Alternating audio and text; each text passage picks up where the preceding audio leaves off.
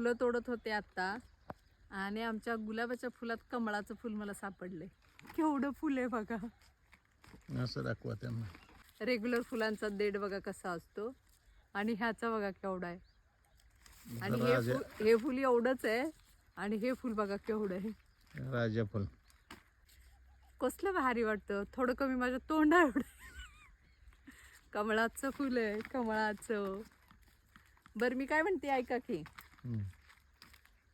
खूप लोक मेसेज करतात, येऊ का येऊ का येऊ का. पिकनिक पॉइंट नाहीये हा. ज्याला गुलाब शेती करायची, स्वतः करायची, त्यांनीच यायचंय. आणि शेतीची माहिती जर वेगळ्या प्रकारची घ्यायची असेल ना, अजून माझ्याकडे भरपूर सारे मी शेतीचे वेगवेगळे प्रकार करते.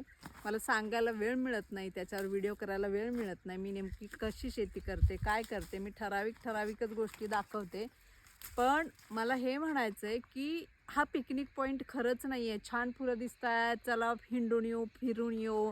फुकट तर अजिबात मी कोणाला परवानगी देणार नाही, कारण हे मेंटेन करायला ना पैसे आम्हाला मोजावे लागतात, त्रास आम्हाला घ्यायला लागतो. त्याच्यामुळे फ्रीमध्ये अजिबात मी कोणाला परवानगी देत नाही. हा तुम्हाला खरंच यायचं, शेतीची माहिती करून घ्यायची, तुम्ही बुकिंग करा ना.